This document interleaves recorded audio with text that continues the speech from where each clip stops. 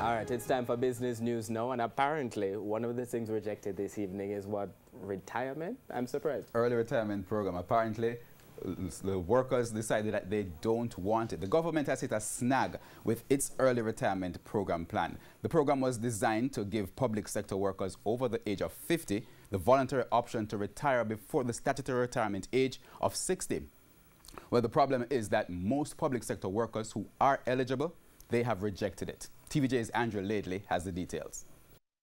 In March 2017, Prime Minister Andrew Holness announced plans to introduce an early retirement program which would see persons voluntarily opting to leave their jobs for a lump sum payment.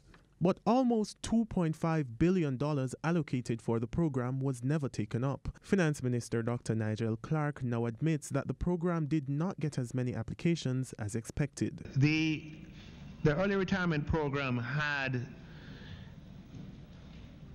the first thing was it didn't attract as many applicants. The applications, that was the bigger issue. And maybe we could have advertised it more and so forth. The program was a part of the government's drive to right-size the public sector.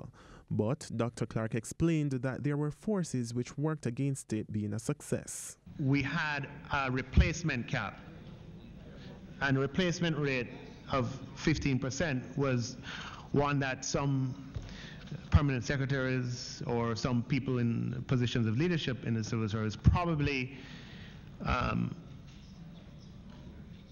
felt would have been to their detriment if they lost somebody and then they couldn't replace them. Looking back, the finance minister says there were some things which could have been done differently. It was limited in age. You could only apply if you were 5 years from any retirement possibility, which is 50. And there are a lot of people in the categories 40 to 50 who have said they would have done it. I mean, in fact, and that in retrospect, probably the age cohort for eligibility could have been younger, could have been wider. So with the government not having as much success in this effort to transform the public sector, it will have to craft alternative strategies. Andrew Laidley, TVJ News. Now, gas prices will go up tomorrow. That's the second consecutive week. Let's look at the prices. 87 and 90 gasoline will be going up by 28 cents each. Automotive diesel oil, that's going up by 37 cents. Ultra low sulfur diesel, that's increasing by 40 cents. Kerosene will have a 41-cent increase for each liter. LPG propane goes up by 14 cents, while LPG butane, it declines by 17 cents. And oil prices ended higher today, with the U.S. prices staging a last-minute modest turnaround. A U.S. government report has revealed a second straight weekly decline in U.S. crude supplies. West Texas Intermediate is down 9 cents at $52.05 per barrel after falling as much as 1.6% earlier. We go now to currency trading, where the U.S. dollar ended the day selling for $131.35. The Canadian dollar is going for $100.58.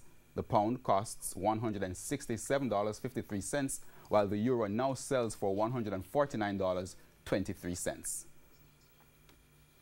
The JSE index lost 636 points today, while the junior market index is down by 22 points. Stocks posting gains today include Pulse Investments, Siboney Group, Main Event Entertainment, Victoria Mutual Investment, and AMG Packaging and Paper Company. On the losing side were Paramount Trading, Epley, CAC 2000, 1834 Investments, and Access Financial Services.